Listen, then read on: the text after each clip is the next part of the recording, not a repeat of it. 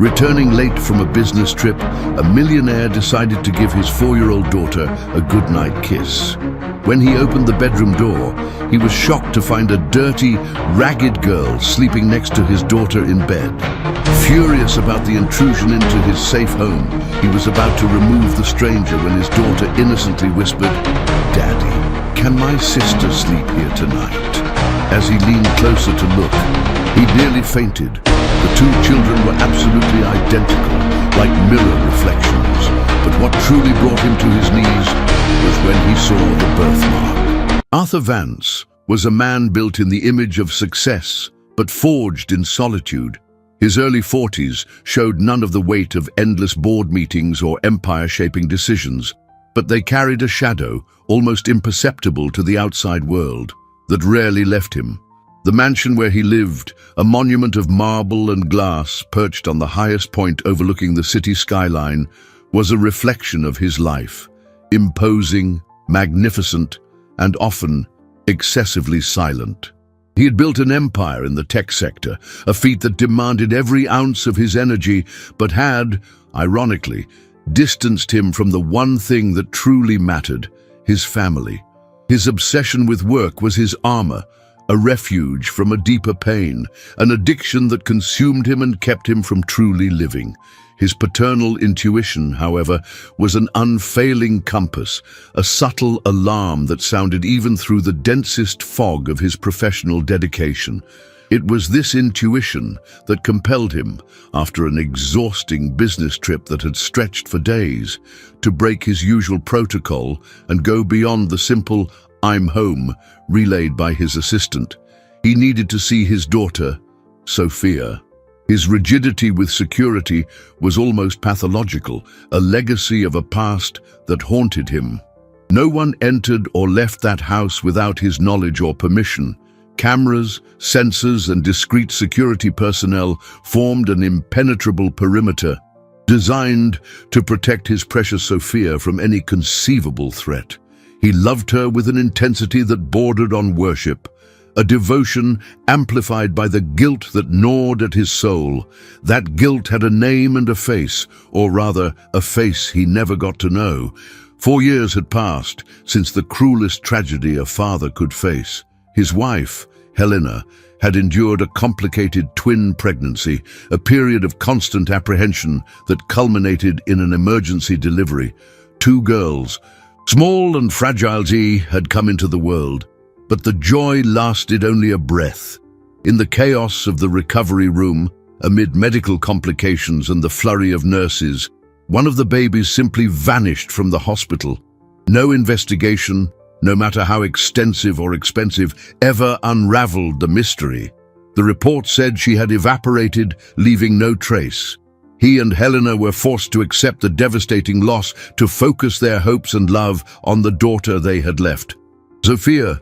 But the wound from that day never truly healed in his heart. The feeling of having failed as a protector was a heavy anchor, dragging him into the depths of melancholy. On that cold Thursday night, jet lag weighed on his shoulders, but the image of Sophia, sleeping and serene, was the only reward he sought. He ascended the marble staircase, the sound of his footsteps muffled by the Persian rug. His daughter's bedroom door was ajar, which was unusual.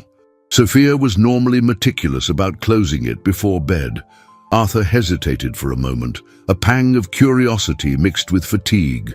He pushed the door open carefully, expecting to find the room silent and his daughter curled up in her silk sheets. But what he found startled him. The darkness was nearly absolute, broken only by a sliver of moonlight peeking through the window, casting long shadows. Yet there was no silence. Low, almost inaudible whispers came from the bed. His daughter was not alone. Arthur's heart raced, a mix of alarm and confusion. Who could possibly be in here? His security was absolute. He felt a chill run down his spine, a premonition that something was deeply wrong. With a swift but hesitant movement, he fumbled along the wall for the light switch. The light flooded the room, revealing the scene that would make him question everything he knew. There, nestled beside his daughter, with tangled hair and a grimy face. Wearing clothes so torn they barely covered her body was an unknown girl. His first reaction was a mix of rage and terror. How had an intruder managed to get into his house, the sanctuary he had built to protect his child? How had his security failed so spectacularly? Before he could form a question or even shout, Sophia's sleepy voice broke the tense silence. "Daddy," she mumbled, her eyes still heavy with sleep. "Hey, can my sister sleep here tonight?" The word sister hit him like a bolt of lightning, but he immediately dismissed it as a child's fantasy. He moved closer, his mind already formulating orders for his security team, but as he looked more closely at the dirty girl, at the sleeping features of this unknown child, something paralyzed him. The resemblance between the two was inexplicable. He swallowed hard, the air seemingly sucked from his lungs. This wasn't a common resemblance, this was a sight that defied reason. The scene before Arthur froze time, turning his initial rage into a muted shock. It wasn't just a resemblance, it was a near-mirror image. The same light brown hair, the same delicate shape of the face, even the way the long eyelashes rested on their pale cheeks. The street girl, with all her dirt and the marks of a hard life, was the exact replica of his Sophia. Arthur felt a tremor run through his body, a cold sensation that had nothing to do with the night air. He blinked, trying to dispel the mirage, but the image remained unchanged. The intruder wasn't just similar to Sophia. It was as if time had split and created two versions of the same child. His eyes moved from the unknown girl to Sophia, who was now watching him with a mixture of sleepiness and expectation. "Daddy!" Sophia repeated, her voice a thread of sound. "Aren't you happy? She's my sister. She came to find me." The innocence in Sophia's voice only deepened Arthur's confusion. How could his daughter even think this girl was her sister? It was a cruel trick of fate, an illusion brought on by exhaustion and unresolved grief. Yet the power of the resemblance was undeniable, hammering at his mind with overwhelming intensity. He knelt slowly beside the bed, his knees weak, and reached a trembling hand toward the sleeping girl's small fist, as if searching for confirmation, for something that could demystify this disturbing vision. It was then that his eyes, trained to notice the smallest details in financial reports and complex contracts, caught something that made him hold his breath. On the unknown girl's left wrist, nestled just below her thumb, was a small, crescent, moon-shaped birthmark, perfect and unmistakable. Arthur felt the blood run cold in his veins. He had seen that mark before, many times, daily, on Sophia. The mark was a shared secret, an intimate detail that he, Helena, and Sophia knew. This was not a coincidence. It couldn't be. The air seemed to have grown thick, hard to breathe. His mind, once so logical and pragmatic, spun in a whirlwind of disbelief and an almost painful hope. He remembered the day the twins were born, the elation and the dread.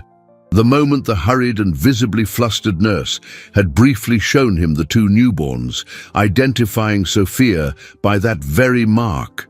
But the other had vanished before he could even memorize her features. He had guarded the image of Sophia, small and fragile, and the crescent moon on her wrist like a treasure.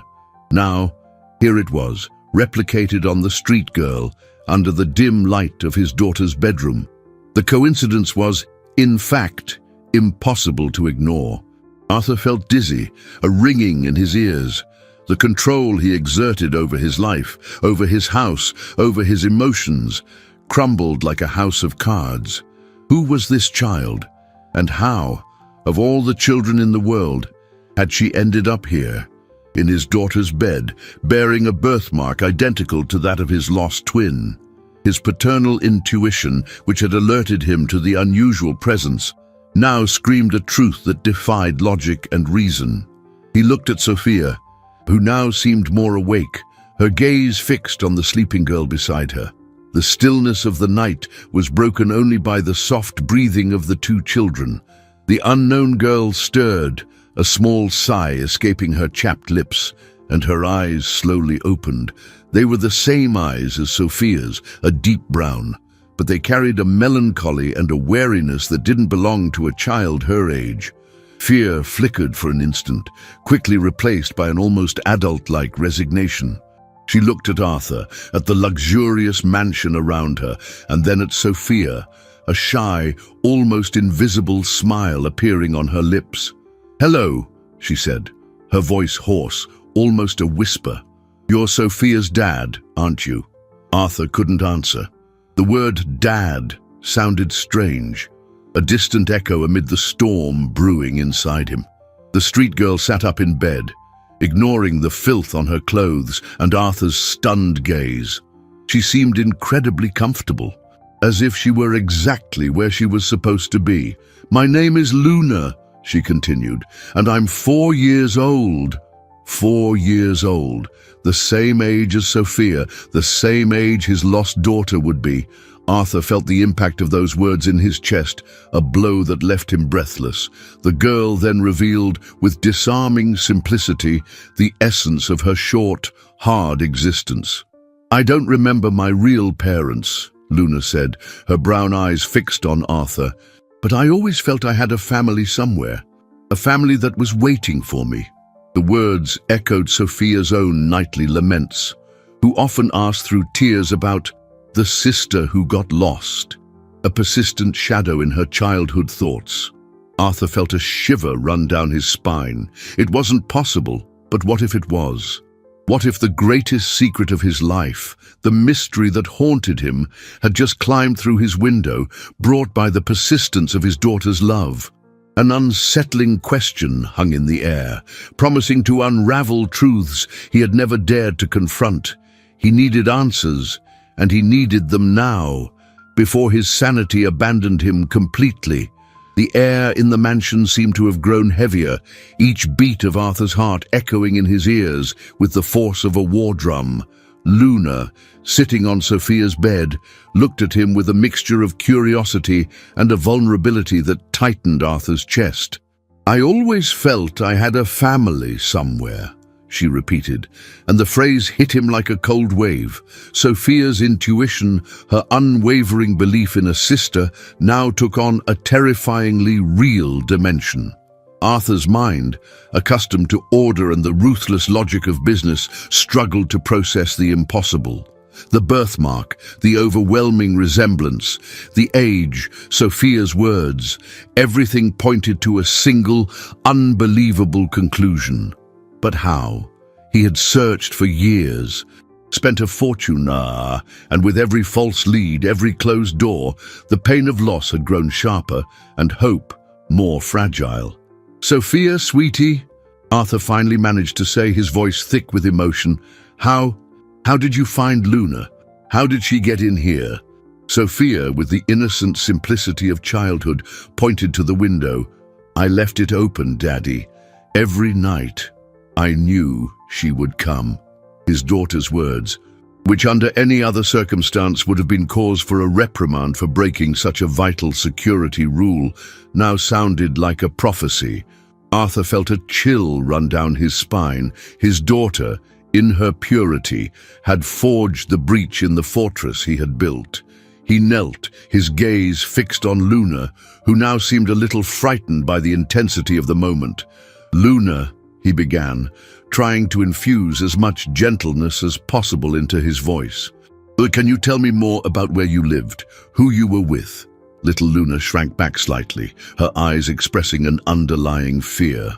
I don't remember much," she mumbled, looking away. "I was with some people. Then I ran away. The streets were cold. I always missed someone. I saw Sophia on the streets and she looked familiar to me." The mention of the streets sent a chill through Arthur's blood. His daughter, his precious child, had endured that. The image of Luna, dirty and tattered, now fit into a narrative of unimaginable suffering. He realized he needed to act with caution, that this child's trust was as fragile as glass. The revelation that Luna had been on the streets, and the implication that Sophia had seen her before, added layers of complexity and guilt to his already tumultuous mind. Just then, the bedroom door opened, and Helena, his wife, walked in, still half asleep, her eyes widening in surprise to see Arthur there in the middle of the night, kneeling beside Sophia's bed, where a third child lay. Helena, despite her timeless beauty, carried in her eyes the shadow of a severe depression that had consumed her for years after the disappearance of her second daughter.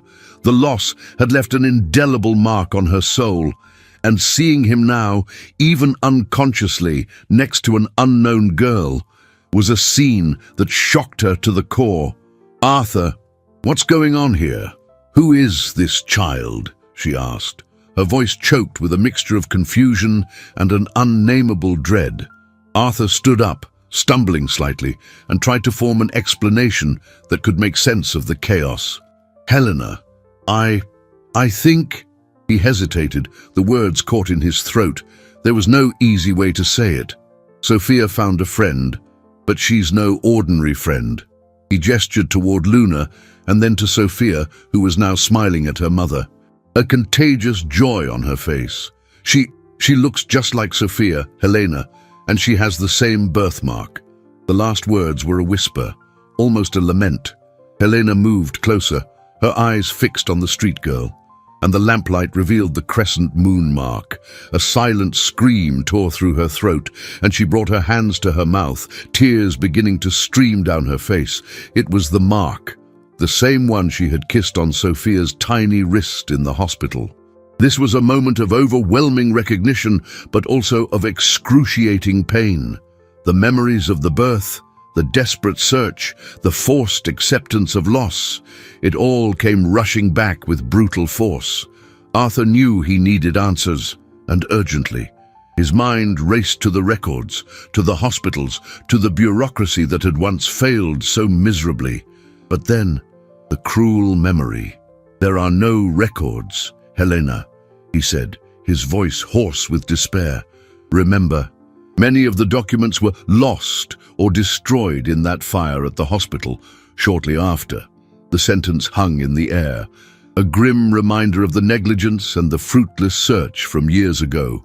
Luna, sensing the rising tension, curled up on the bed, her child's eyes fixed on Helena, who was now sobbing openly. The girl felt the avalanche of emotions, and the trauma of abandonment was rekindled in her small heart. She wasn't used to this intensity, to these looks. She was used to indifference, to coldness. The new situation, no matter how much Sophia insisted she was her sister, was overwhelming and frightening. Arthur saw the fear in Luna's eyes, the hesitation. The path to the truth would be tortuous, and the first barrier was already up. How to make this child, traumatized by years of abandonment and struggle, trust them. He felt the weight of responsibility on his shoulders, knowing that every step would have to be taken with the utmost delicacy. The truth seemed to be right there, within his grasp, but at the same time, hidden behind a wall of forgotten memories and deep-seated childish distrust, creating a labyrinth of emotions and secrets that was only just beginning to reveal itself. The dawn dragged on, heavy and laden with a silence that, rather than a relief, had become a burden. Helena, after a painful outburst and embracing Sophia and Luna with an intensity that seemed to want to make up for years of absence, had finally fallen asleep on the sofa in Sophia's room, emotionally exhausted. Luna, nestled close to Sophia, had also drifted into a restless sleep, her small shoulders still tense. Arthur, however, remained awake, pacing the room, his mind in a frenzy. The lost hospital records were a monumental obstacle, a wall preventing direct access to the truth. He had faced adversity in his career, but none compared to the helplessness he felt now. The guilt for not having investigated the disappearance of the documents more thoroughly years ago gnawed at him. Back then, the pain was so overwhelming that the bureaucracy had seemed insignificant. He sat in the armchair by the window, watching the sleeping city, its illuminated skyscrapers like silent sentinels. Luna's face, even in sleep, showed a hardness that shouldn't belong to a child. Those features were those of a survivor. The image of her on the streets, alone, struggling, was a dagger in his heart. How could he have failed so badly? How could society have failed so badly? Sophia's question, "Can my sister sleep here tonight?" echoed in his mind, but now it carried the weight of an unimaginable reality. He needed more than a child's intuition and a birthmark. He needed irrefutable proof, a story that could be told and verified. And above all, he needed to earn Luna's trust. The next morning, breakfast at the mansion was a mix of caution and a restrained, almost apprehensive joy. A radiant Sophia didn't let go of Luna's hand. Helena, though pale and with swollen eyes, had a glimmer of hope that Arthur hadn't seen in years. Luna, however, remained silent, observing everything with suspicion. She barely touched her food, her eyes scanning the lavish table, the silver cutlery, the fine china, as if she were in a completely alien world. Arthur tried to start a light conversation, but Luna's answers were monosyllabic, and she avoided eye contact. The barrier of distrust was real and palpable. "Luna, sweetie, would you like to take a bath?" Helena asked, her voice soft and welcoming. "We have some new clothes for you, and we can do your hair." Luna flinched at the mention of new clothes and hair. The idea of being cared for, of receiving attention, was new and frightening. She looked at Sophia, who nodded with an encouraging smile. "It's fun, Luna. There's lots of bubbles and it smells good." Sophia's intervention, once again, was the catalyst. Luna hesitantly agreed. While Helena and Sophia helped Luna, Arthur mobilized his team. He would spare no expense. He needed investigators, lawyers, anyone who could unravel the puzzle. The immediate priority was to try to find any record, any clue linking Luna to the hospital, even with the information about the lost documents. The second was more delicate. He needed a DNA test. It was the only path to absolute certainty. But how to approach this with Luna, such a traumatized child? Late in the morning, Luna reappeared, transformed. Her brown hair, clean and combed, framed a face that, free of dirt, revealed an even more striking resemblance to Sophia. Wearing a new, simple but clean dress, she looked more like a doll than a street girl. Yet her eyes still held the same wariness. She walked with uncertain steps, but Sophia's gentle touch on her hand calmed her. Arthur felt a lump in his throat. Seeing her like this, so close to the daughter he had raised, was almost unbearable. He approached them, a carefully crafted plan in his mind. "Luna," he said, kneeling so his eyes were level with hers, "I know all of this is very confusing and maybe scary for you, but I need to understand how you ended up here. And for that, we need a little help. Would you mind going to a doctor with us, just to make sure you're okay and healthy?" The word doctor made Luna's eyes widen. She shook her head vigorously. "No, I don't like doctors. They hurt." The fear was genuine. Perhaps the result of some bad experience she'd had before. Arthur felt a setback. How could he explain the need for a DNA test without scaring her even more? It was a dilemma that weighed on his conscience. He needed the truth, but not at the cost of further traumatizing this child who had come into his life so unexpectedly. How could he convince her that this medical visit was for her own good and not a threat? The task seemed monumental. Arthur felt a tightness in his chest seeing Luna's reaction. The fear in her eyes was a mirror of the distrust he knew would be difficult to break. He couldn't force her, but the need for the DNA test was pressing, an urgency that beat in time with his racing heart. He looked at Helena, who nodded slightly, understanding the dilemma. Sophia, sensing the tension, squeezed Luna's hand. "It doesn't hurt, Luna. It's just to see if you're strong. Like me. Daddy takes me all the time. It's fun." Sophia's innocence, once again, opened a crack. Luna looked at Sophia, at the promise of fun and the security on her sister's face. "It's just a checkup, Luna," Arthur explained, his voice gentle and patient. No shots, I promise. And afterward, we can go anywhere you choose. To buy a toy, maybe, or ice cream. The mention of ice cream and toys seemed to have a magical effect. Luna's eyes widened a bit, and the tension in her shoulders eased. The promise of something good, something she may have never had, was a powerful incentive. After a few moments of hesitation, she nodded shyly. Chocolate ice cream? Arthur felt an immense relief. The first small victory. The trip to the hospital was surrounded by a discreet security team, maintaining Luna's privacy and avoiding any unwanted publicity.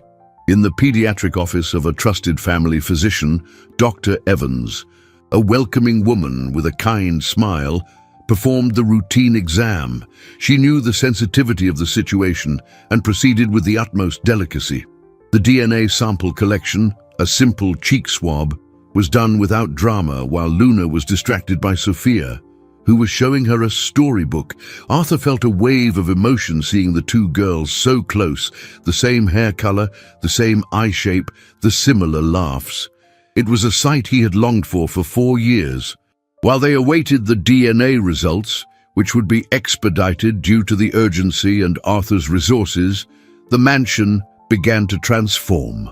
Luna's presence brought a new energy, a liveliness that had been lost over time.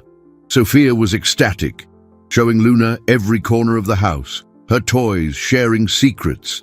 Luna slowly began to open up. She was still cautious, but Sophia's smiles and Helena's kindness were disarming her. Arthur, meanwhile, worked tirelessly with his investigation team. The main focus was the hospital where the twins were born. Although the official records were lost, he knew that corruption left traces, however faint. Former employees, rumors, backroom stories. Every piece was vital. The first promising lead came from a retired nurse who remembered an incident in the maternity ward years ago involving the disappearance of a baby. He refused to give details, but mentioned powerful people and a lot of money. The mention of powerful people made Arthur's blood run cold. The investigation deepened, and in the second week after Luna's arrival, Arthur's team began to unravel a web of intrigue. Through unofficial sources and significant payments, they discovered the existence of a scheme. Corrupt former hospital employees were, in fact, involved in an illegal baby-selling ring for wealthy families who couldn't have children. The information hit Arthur like a punch to the gut. The place that should have been a haven of life and hope had become a den of dishonesty and suffering. Rage simmered in his chest, a cold, controlled fury. His daughter had been a victim of this cruelty. The news, however, came with an even more painful twist. His second daughter, Luna, had not been sold. She had been discarded. The buyer, an influential family, had backed out of the transaction upon noticing a small scar on the baby's arm, a result of birth complications. Perfection was a requirement, and Luna, with her small mark, was deemed defective for the purpose of an illegal adoption. She was abandoned at an overcrowded state-run group home on the outskirts of the city, an institution with a reputation for neglect and abuse. The news crushed Arthur. His daughter, considered a defect, thrown into a group home. The guilt he carried deepened, mixed with a boundless indignation. The image of Luna on the streets took on a new, grim context. She had run away from the group home, seeking a freedom that, ironically, had led her to her own front door. Luna's pain, the suffering she had endured, was an open wound in his own heart. He felt he had failed to protect his own flesh and blood. Now, he had to fight not only to prove the truth, but to heal the wounds of a child who had been cruelly rejected by the world. The need for justice burned within him, an unquenchable flame that drove him to see this through to the end, whatever the cost. The revelation about the baby-selling ring, and more painfully, Luna's disposal, hit Arthur with overwhelming force. He locked himself in his study, his hands trembling as he reread the reports. The word discarded echoed in his mind, a cruel reminder of human indifference. The small scar on Luna's arm, once an insignificant mark of post-birth complications, had become the reason for her condemnation to abandonment. The image of his fragile, defenseless daughter being dumped in an overcrowded group home turned his stomach. Rage mixed with pain, guilt, and an uncontrollable desire for justice. While Arthur plunged into the darkness of his discovery, the mansion continued to adapt to the new reality. Luna, despite the invisible trauma she carried, was beginning to blossom under the sunshine of attention and affection. Her adaptation was a delicate dance between hope and fear. Moments of pure joy, usually sparked by playing with Sophia, were interspersed with episodes of withdrawal when she would retreat into herself, her eyes distant, reliving memories of the streets and the group home. She still woke from nightmares. Muffled screams tearing through the silence of the night, and Arthur and Helena would rush to her side, offering comfort and the promise that she was safe now. Sophia was the strongest bridge for Luna. With the patience and innocence of a child, Sophia taught Luna about the house, about routines, about love. She shared her toys, her stories, and even her most intimate secrets. Luna, in turn, responded to the purity of Sophia's love. She learned to laugh more, to let go a little, to feel the warmth of a hug without flinching. Sophia's presence was a balm for the wounds in Luna's soul. Arthur watched the two girls, sometimes from a distance, a lump in his throat. His daughter whom he had raised and his daughter whom he had lost, now inseparable. Helena, despite the latent pain of the new revelations, found a renewed strength in Luna. The depression that had consumed her for years wouldn't disappear overnight. But Luna's presence brought a new reason to fight, to rise again. She spent hours with the girls, reading to them, teaching them to paint, to sew. The small joys of life she had forgotten. The guilt of not having had the strength to search more intensely for her lost daughter haunted her, but the joy of seeing Luna there, alive and safe, was a gift she dared not waste. As the family tried to find a new equilibrium, Arthur's team delved deeper into the hospital investigation. The discovery of the scheme was just the tip of the iceberg. There were people involved at every level, from nurses to administrators, weaving a web of corruption that violated the morals and ethics of such a noble profession. Arthur felt a deep revulsion for those who preyed on the vulnerability of parents and babies. He vowed he would do everything in his power to expose every one of them and bring them to justice. In the middle of the third week since Luna's arrival, the news Arthur had been waiting for and dreading arrived. The DNA test results. With trembling hands, he opened the envelope. The words danced before his eyes, but one phrase stood out, bold and unmistakable. 99.999% paternity match. Luna was, without a shadow of a doubt, his daughter. His second daughter. The daughter he had lost. The tears he had held back for so long finally streamed down his face, washing away the pain of years of uncertainty, guilt, and grief. He wasn't crazy. Sophia's intuition wasn't a fantasy. It was all real. He ran to find Helena, who was in the garden with the girls. "Helena!" he exclaimed, his words choked. "The results, and they're here." Helena looked at him, her eyes a mix of hope and fear. Arthur hugged her tightly, handing her the envelope. As Helena read, tears welled up in her eyes too, a mixture of joy and a profound sadness for the lost time. They embraced, the girls watching them with curiosity. "Luna is our daughter." "Helena," Arthur whispered, his voice thick with emotion. "She's our daughter." The joy was immense, but the news came with a new set of challenges. Officializing Luna's identity wouldn't be simple.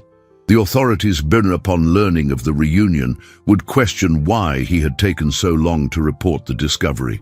The shadow of irregularities hung over the situation, and Arthur knew he would have to fight to prove the legality and truth behind the reunion. Furthermore, Luna herself conditioned by years of abandonment, would struggle to accept that she had finally found her true family, which would be a new obstacle in her journey of healing. The joy of discovery was now mixed with the complexity of reality. The DNA confirmation brought an overwhelming wave of emotions for Arthur and Helena: uncontained joy, profound relief, and a stabbing pain for the lost time. Embracing, with the document in hand, they cried the tears that had been trapped for 4 long years. Sophia and Luna, sitting on the garden swing, watched their parents', childish curiosity on their faces. Arthur pulled away from Helena, wiped his tears, and walked over to the girls, kneeling before them. "Luna, my love," he said, his voice choked with emotion, "you are our daughter, mine and Mommy's. You and Sophia are sisters, twins. That's why you look so much alike." The news, delivered so directly and full of love, had a complex effect on Luna. Her eyes, which had previously shone with an incipient hope, widened in a mixture of disbelief and dread. She shrank back slightly, as if the words could hurt her. Years of abandonment and mistrust had conditioned her small heart to doubt any promise of safety and love. "No," she whispered, shaking her head. "I don't have parents. I don't have a family. I'm alone." The rejection, as understandable as it was, hit Arthur like a knife. He reached out to her, but Luna flinched, fear evident in her eyes. "I ran away from the group home because nobody wanted me," she continued, her voice trembling. "People always leave me." Sophia, seeing her sister's distress, hugged Luna tightly. "No, Luna, we want you. I want you. You're my sister. Daddy and Mommy love you." Sophia's intervention was crucial, a link of connection that Arthur and Helena desperately needed. Helena, having recovered from the initial shock, also knelt, pulling both girls into a tight embrace. "No one will ever leave you again, my little one. We are your family, Luna. Forever." The scene was both painful and moving, a reminder of the long road they would have to travel to heal Luna's deep wounds. Arthur knew it wasn't enough to prove the truth. He had to build trust, brick by brick. The following weeks were a whirlwind of emotions and bureaucracy. Arthur, with his vast network of contacts and influence, faced the authorities. The question about the delay in reporting the reunion was inevitable. He presented the DNA results, the investigation reports on the hospital scheme, and testimonies proving his relentless search over the years. The complexity of the case, the severity of the crimes committed at the hospital, and the evident good faith of Arthur and Helena ultimately prevailed. The authorities, shocked by the scale of the corruption, launched their own investigation, with Arthur promising full cooperation. In the midst of all this turmoil, an unexpected and deeply moving turning point emerged. It was a rainy afternoon, and the twins were playing in Sophia's room, building a blanket fort. Arthur and Helena were watching them, when suddenly Luna stopped playing and looked at Sophia with an unusual intensity. "Sophia," she said, her voice a little hesitant, I knew you existed." Sophia nodded, an enigmatic smile on her lips. "Me too, Luna. I always knew you would come." Then Luna made the confession that shook Arthur to his core. I always saw the open window from your room, Sophia. Even when I was on the street, even when I was in the group home, I saw the light. I knew it was for me." Arthur and Helena looked at each other, their hearts pounding.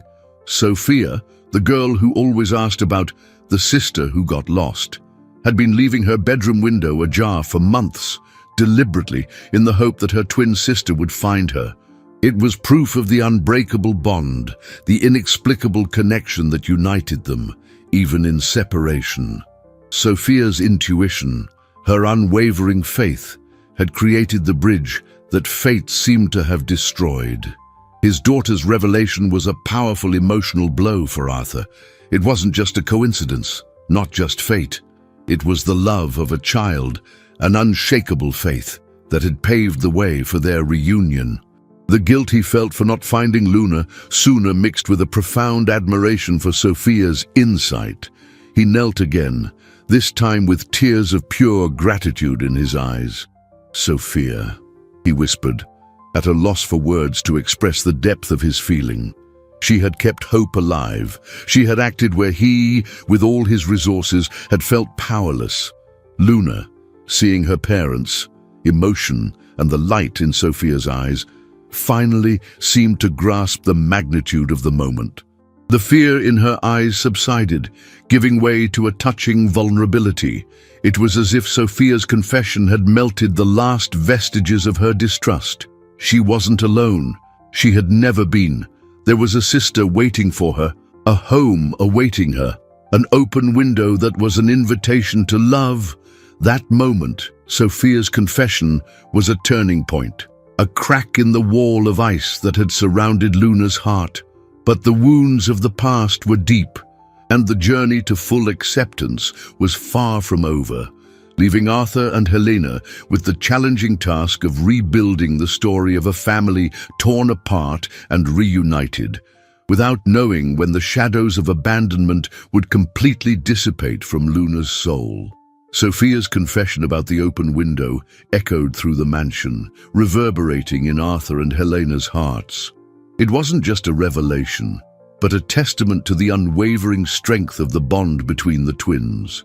Arthur's guilt for failing to protect his daughter found unexpected relief in Sophia's intuitive wisdom. She, with the simplicity of childhood, had done what he, with all his power and resources, could not. That night, Arthur and Helena's sleep was more peaceful, but the challenges ahead were immense. The wound of separation was deep, especially for Luna, and full acceptance was still a distant horizon. The following weeks were dedicated to building a new foundation for the family.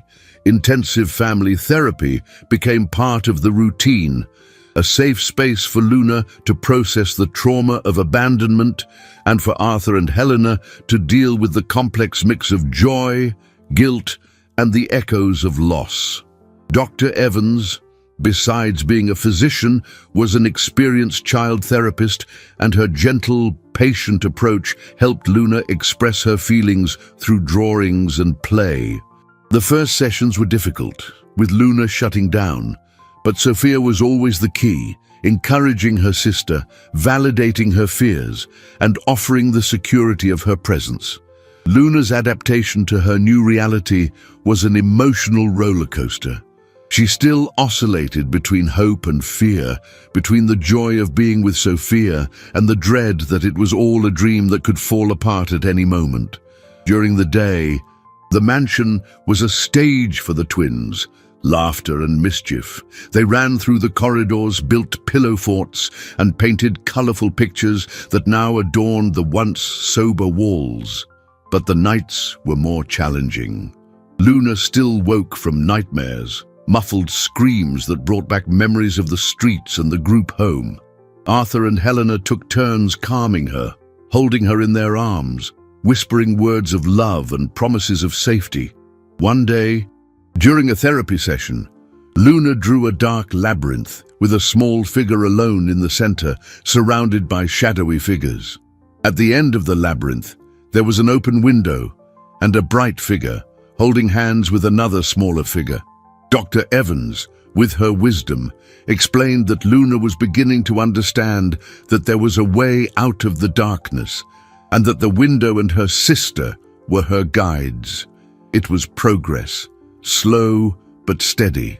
The first significant victory came on a sunny afternoon.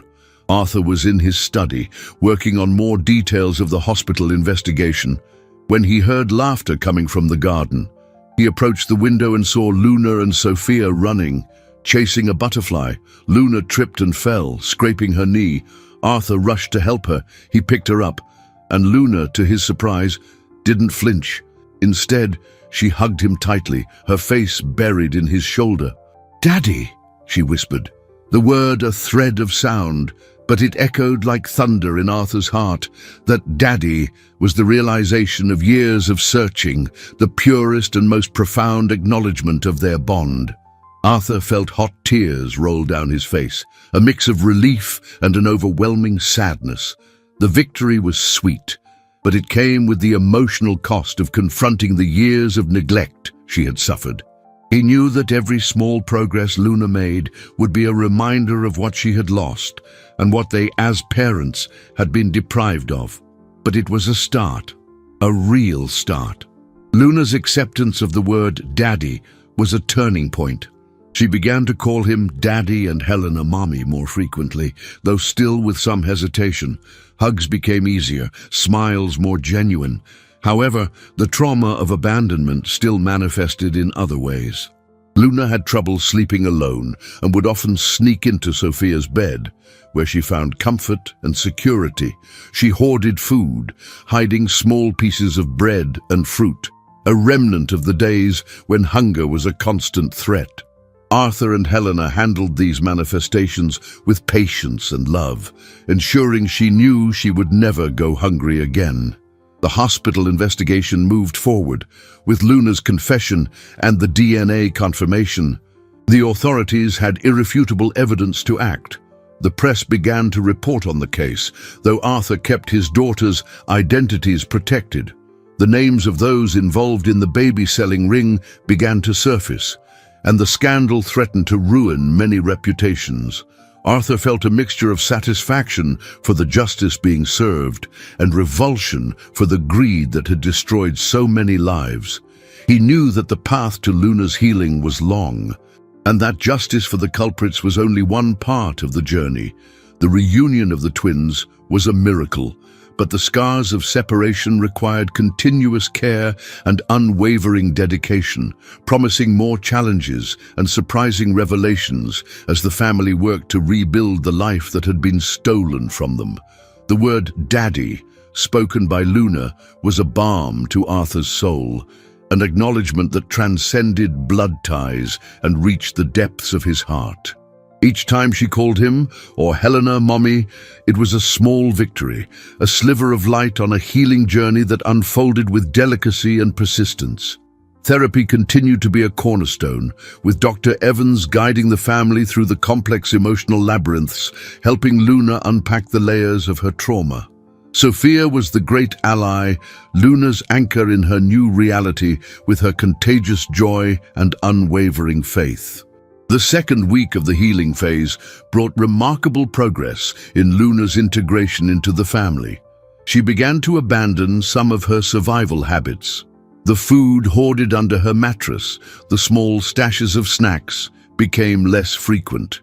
She stopped trying to run away at night, a latent fear that had haunted Arthur and Helena. Now, when she woke from a nightmare, instead of trying to escape, she would snuggle closer to Sophia or ask to go to her parents' bed. The new life was becoming real and permanent in her young mind. She was finally accepting that the home she had found was hers to keep.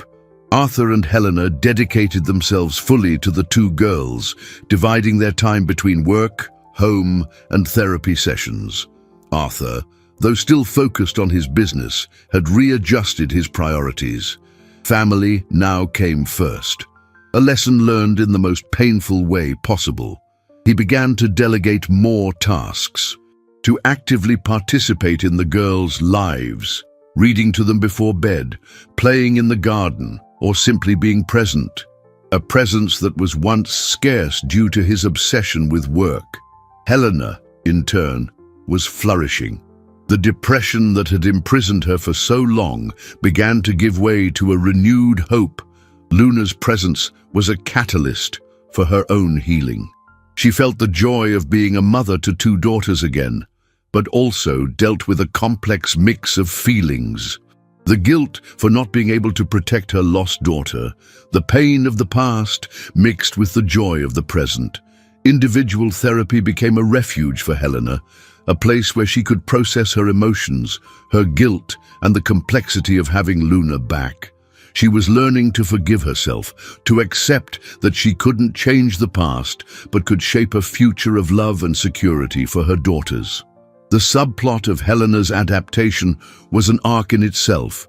In one of her therapy sessions, she confessed the weight of her guilt to Dr. Evans. "I should have known. I should have fought harder. I felt so weak after the delivery, so exhausted." And then she was gone. And I lost myself too. Dr. Evans comforted her, explaining that there was no blame in her suffering, that she had been a victim of a cruel circumstance. Slowly, Helena began to accept that her pain was legitimate, but that forgiving herself was essential to move forward and be fully present for her daughters. The connection between the twins continued to deepen, defying logic and science. They not only looked identical but also began to display synchronized behaviors that only true twins seem to possess. One afternoon, while Arthur and Helena were in the kitchen, they heard Sophia and Luna singing the same song, in the exact same key, without one copying the other. They would finish each other's sentences in conversation, guess each other's thoughts in games, and sometimes have identical nightmares, waking up at the same time, seeking comfort from one another. It was a connection that transcended the years of separation, a bond that time and distance could not break. Arthur watched these moments with a mixture of awe and gratitude. It was living proof of the miracle that had happened in his home. The science of DNA had confirmed the kinship, but the magic of the twins' connection was something beyond any rational explanation. It was the manifestation of a love that refused to be broken. He knew that life would never be the same. The mansion, once a silent and sometimes lonely sanctuary, was now filled with the joy and adorable chaos of two children. The journey to healing was not yet over, but the foundation was being built with love, patience, and the unbreakable connection of his daughters, promising a future where the shadows of the past would finally be dispelled by the light of family unity. The mansion, once an echo of silence and solitude, now pulsed with the vibrant energy of Luna and Sophia. Each day, Luna blossomed a little more, her defenses falling away like dry leaves in the spring wind. The trauma still manifested, of course, in small gestures of apprehension or moments of quiet reflection. But the overwhelming majority was of smiles, laughter, and the sweet certainty of belonging. Family therapy, guided by Dr. Evans, continued to be the foundation for this transformation, allowing Luna to express her fears and Arthur and Helena to better understand the nuances of her recovery. Arthur, with his sharp paternal intuition, noticed every nuance in Luna's recovery. He observed the way she snuggled closer to Helena, how she sought Sophia's hand in moments of uncertainty, and how her eyes, once so wary, now shone with a growing confidence. The guilt he carried diminished as he saw the happiness on his daughter's face. He had failed in the past, yes, but now he was here, present, building a future. His obsession with work had transformed into an equally intense dedication to his family, finding a new purpose and balance. Helena, for her part, experienced a profound renewal. The shadow of depression that had enveloped her for years began to dissipate. She devoted herself completely to motherhood, enjoying every moment with the girls. The guilt over the past loss still surfaced in her thoughts, but she was learning to manage it, to forgive herself. Seeing Luna smile, hug, and call her mommy was a powerful antidote to the pain. In a conversation with Arthur, she confessed, "I thought I would never feel this joy again. I thought a part of me had died with her, but now, with Luna here, I feel like I've been reborn." The twins' connection, unbreakable and mysterious, continued to astonish everyone. Their synchronized behaviors became more evident, almost a secret language between them. One morning, Arthur found the two girls sitting on the staircase, both with the same book open in their hands, reading in silence, but with their lips moving in perfect sync. Another time, Luna began to recount a dream she had, and Sophia completed the story, describing identical details that she had also dreamed.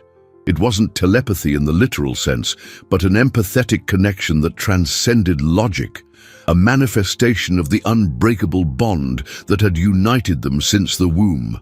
The second subplot of Helena's story gained strength as she processed her emotions. She actively participated in the investigation, providing details of her experience at the hospital, the way she felt neglected after the birth, and the questions that were never answered. Her voice, once silenced by pain and depression, now echoed with strength and determination. She was becoming a driving force in the quest for justice, not just for her family, but for all the others who had been victims of the scheme. The hospital investigation, fueled by Arthur's resources and Helena's testimony, advanced at an accelerated pace. The authorities, shocked by the scale of the corruption, were determined to punish those responsible.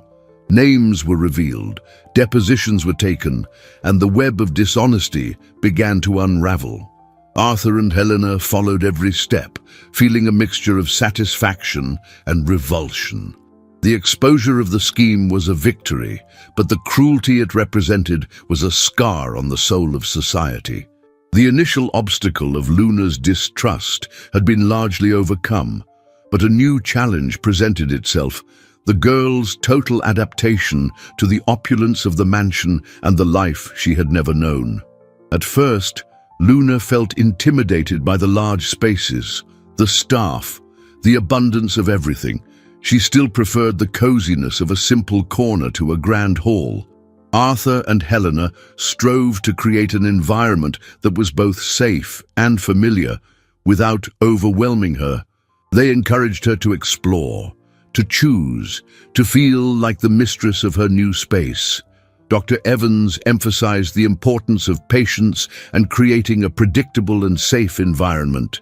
Luna needed routines, attachments, daily proof that this life was not a house of cards that would collapse. In a particularly moving moment, Luna, upon seeing a stray puppy on television, asked Sophia, "Will he find a home like I did?"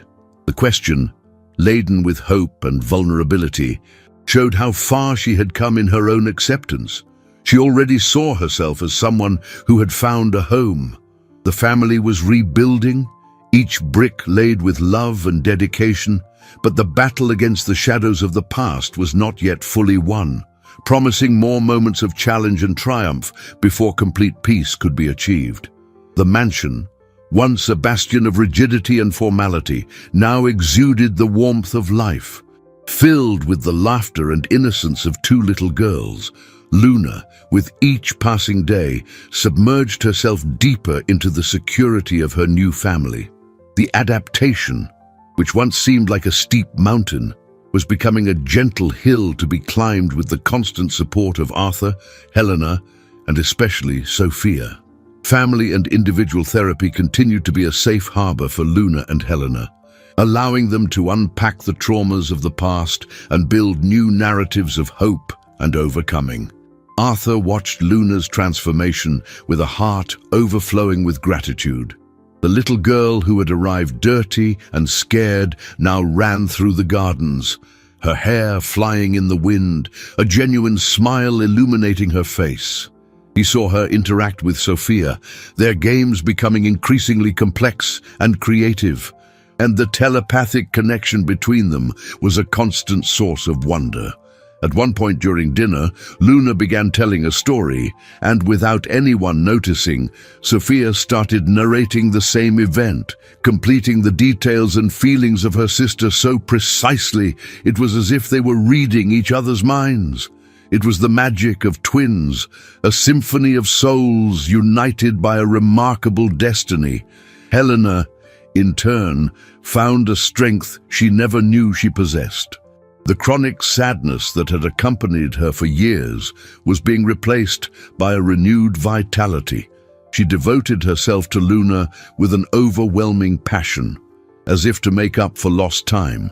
But in a moment of deep reflection during one of her individual therapy sessions, she realized that Luna's healing was also her own. "Dr. Evans," Helena said, her hands trembling, "I thought I was helping Luna, but she's saving me. She brought me back to life." It was a painful and liberating revelation. The acknowledgement that her daughter's love and resilience were a mirror to her own journey of overcoming. The hospital investigation reached a new level of tension. With the evidence gathered by Arthur and the information provided by Helena and the authorities, the net closed in on those responsible. The names of influential doctors, administrators, and even a senior executive of the city's healthcare system came to light. The media, which had previously kept some distance to protect the girls' privacy, now began to release details about the scheme, exposing the cruelty and corruption that had stolen babies from their families. Public outrage was palpable, and Arthur felt that justice was finally within reach. Despite all the progress, one last emotional hurdle remained for Luna. She still had flashes of her life on the streets and in the group home, moments of fear and loneliness that made her withdraw into herself. The memory of being discarded, of being considered defective because of a small scar, was a wound that still ached. Arthur realized that for Luna to heal completely, she needed to reinterpret that scar, to transform it from a symbol of rejection into one of resilience and strength. On a rainy day, as the girls were playing in their room, Arthur found them looking at the scar on Luna's arm. Sophia was touching it gently. "What's this, Luna?" Sophia asked, her voice full of curiosity. Luna shrugged. "It's a mark. I was born with it. It's why they didn't want me." The sadness in her voice was evident. Arthur felt this was the moment. He sat beside them, pulling Luna onto his lap. "No, my love," he said, his voice soft. "That mark isn't a defect. That mark is special. It's the mark that brought you back to us." He explained to her that because of that scar, she hadn't been sold to the wrong family, that she had been guided by fate and by Sophia's window to the right place, to the right family. "This scar, Luna, is proof of your strength. It's proof that you're a survivor, and it's proof that you were destined to be here with us." Luna looked at the scar on her arm, and then at Arthur, at Helena, who had entered the room, and at Sophia. Understanding slowly dawned in her eyes. The story he had told transformed the narrative of her scar from a symbol of rejection to one of destiny and strength. It was a powerful transformation, a reinterpretation that planted the seed of full acceptance in her heart. The wound was still there, but now it carried a new meaning. The last vestige of rejection began to fade, paving the way for a complete emotional resolution. But the climax of justice was yet to come, promising a dramatic conclusion to the Vance family saga. The Vance mansion had become a cauldron of emotions. Arthur's reinterpretation of Luna's scar was a giant leap in her healing journey. The small mark on her arm, once a stigma of rejection, was now an emblem of her strength, of her destiny. Luna began to touch the scar with a new pride, no longer with shame. The girl's inner transformation was palpable, reflected in her more upright posture, her brighter eyes, and her firmer voice. She no longer hid her hand, but would occasionally show it with a smile. Arthur felt that the family was coming together in a way he had never imagined possible. Luna's presence not only healed the wounds of the past, but also revealed the depth of the love that had always existed, dormant in his heart. He and Helena, united by pain and now by joy, had emerged as more present, more attentive, more complete parents.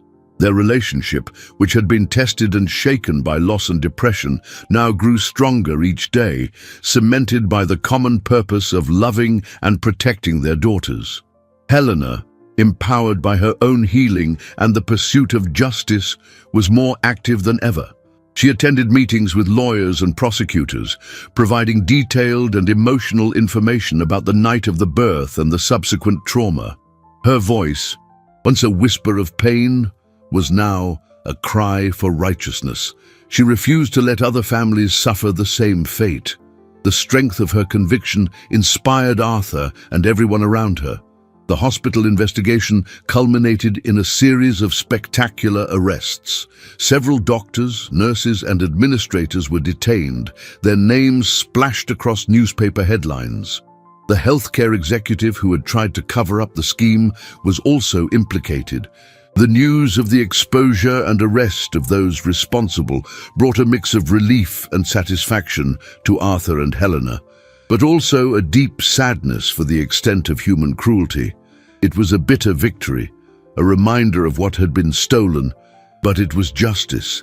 However, the emotional climax of the story was yet to come, and it would not be found in the courtrooms or the newspapers, but within the walls of the Vance mansion, in the hearts of his daughters.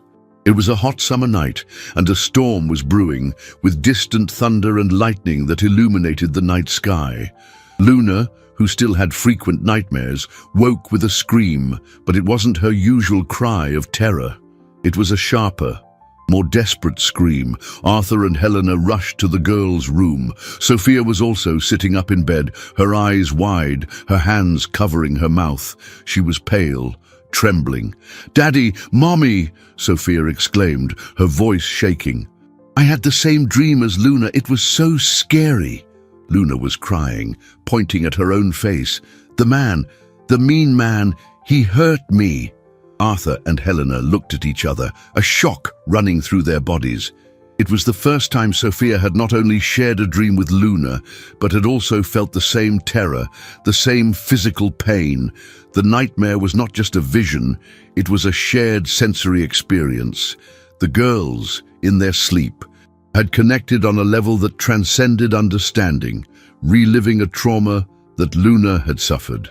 Calmly, Arthur asked Luna about the dream, and Sophia, her eyes fixed on her sister, began to complete the sentences to describe the details. Both spoke of a large man with a gruff voice who pushed and yelled at them, and of a fall that resulted in an injury to the arm, Luna's small scar. The description was so vivid, so synchronized, that Arthur and Helena had no doubt Luna was not just dreaming, but reliving fragments of her abandonment at the group home.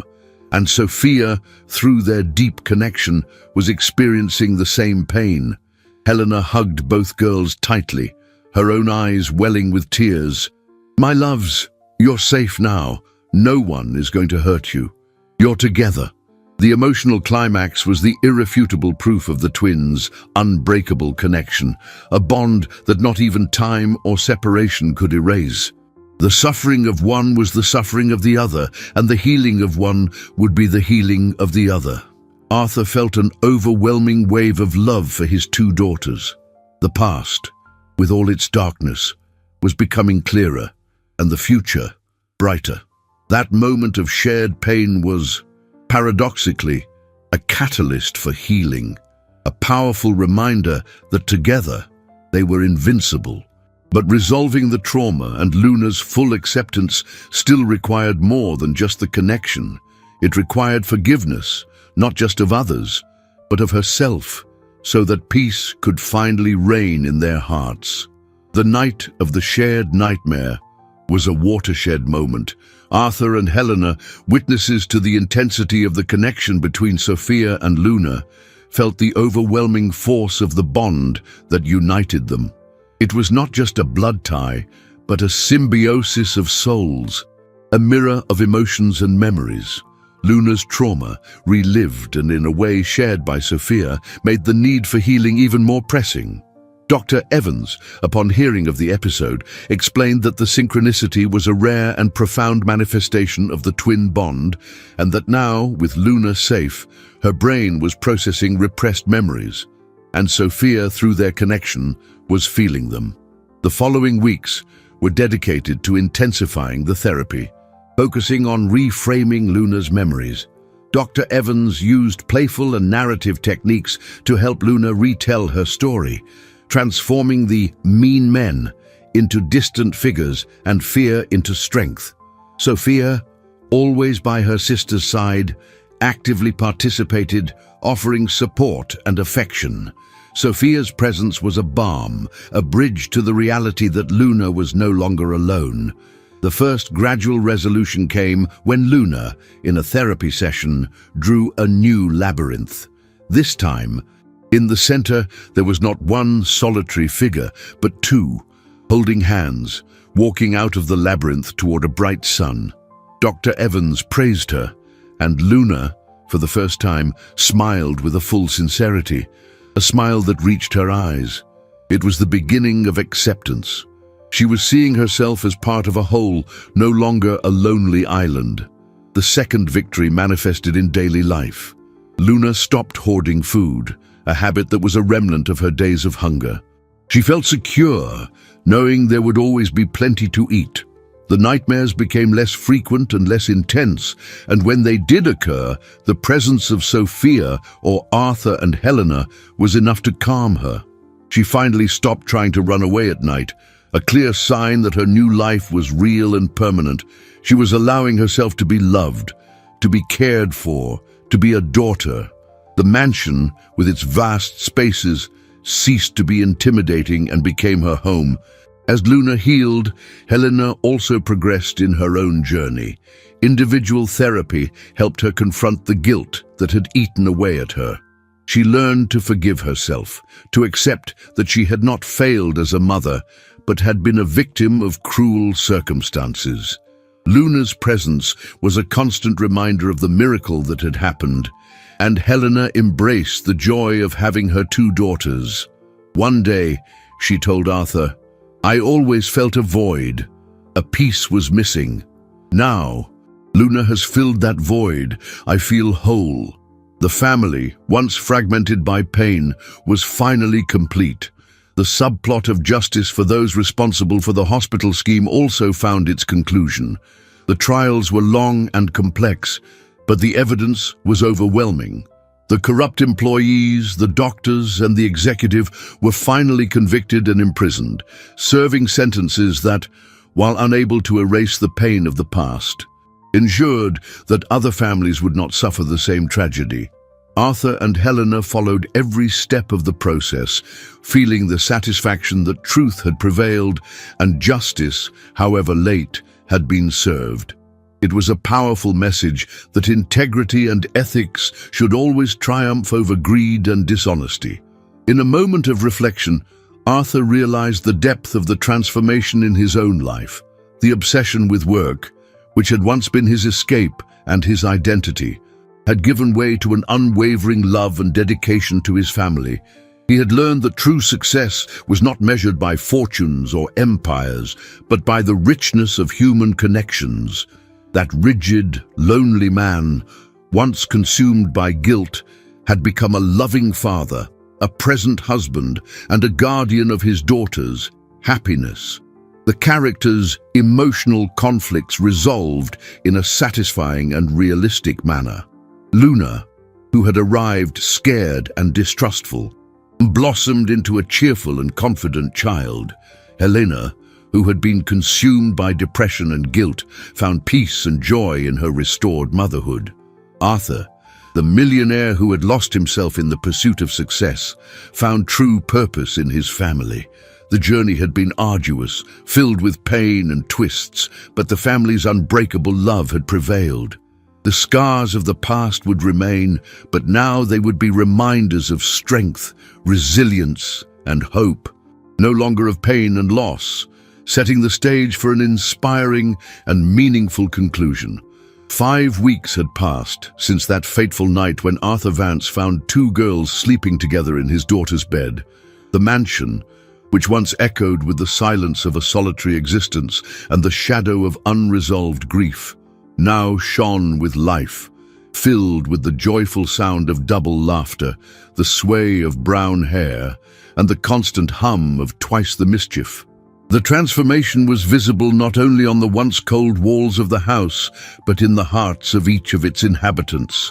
Luna, the street girl who had arrived scared and dirty, had blossomed into a radiant child, a living testament to the power of love and security. Her eyes, once filled with apprehension, now sparkled with the confidence of someone who had finally found her place in the world. The twins, Sophia and Luna, were now inseparable. Their synchronized behaviors, which had once surprised Arthur and Helena, had become an integral part of family life. They not only completed each other's sentences, but moved in an almost magical harmony, a ballet of intertwined souls. If one stumbled, the other would extend a hand before the fall even happened. If one laughed, the other would join in with an identical melody. The connection that transcended years of separation, a bond that time and adversity could not break, was now the driving force behind the joy and peace in the mansion. Arthur, the magnate who once saw work as his only salvation and source of identity, had found a new purpose. The obsession with building empires had been replaced by a dedication to building a home. He delegated tasks, turned off his phone at crucial moments, and was present in body and soul for his daughters and wife. The guilt that had gnawed at him for years was finally soothed by the sight of Luna, safe in his arms, by the joy of seeing his two girls playing together. He had learned the most valuable lesson of his life. The greatest treasure was not in profits, but in the priceless wealth of his family. Helena, in turn, had been reborn from the ashes of her depression. The shadow that had consumed her for so long had dissipated, replaced by a light in her eyes that Arthur hadn't seen in years. The joy of having Luna back was a miracle, but the healing journey of her lost daughter had also been her own redemption. She had forgiven herself, accepted that she couldn't change the past, but could shape a vibrant future. Her energy was now channeled into the love and care of Sophia and Luna, and the mansion was filled with the fragrance of her freshly baked cakes and the melody of her lullabies. Justice, however late, had prevailed. Those responsible for the hospital's scheme, finally exposed and imprisoned, ensured that the Vance family's tragedy would not be repeated with others. It was a victory that did not erase the pain of the past, but planted the seed of hope for the future, a reminder that the truth, no matter how they try to hide it, always finds its way to the light. The room that once echoed with the loneliness of one child was now the epicenter of laughter, whispered secrets and the unbreakable connection of two sisters. The beds, once for a single girl, were now the stage for shared stories and tight hugs. The window, which Sophia had left ajar for months, had become a symbol not of vulnerability but of faith, of a child's intuition that refused to accept loss. The girl who arrived dirty and scared, with distrustful eyes and a heart marked by abandonment, turned out to be the missing piece in a family's puzzle.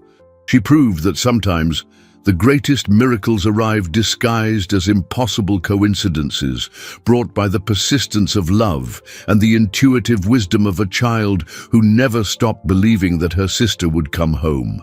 Life in the Vance mansion was now a testament to the resilience of the human spirit, the strength of family ties, and the beauty of a love that, even when tested by the harshest trials, remains unbreakable.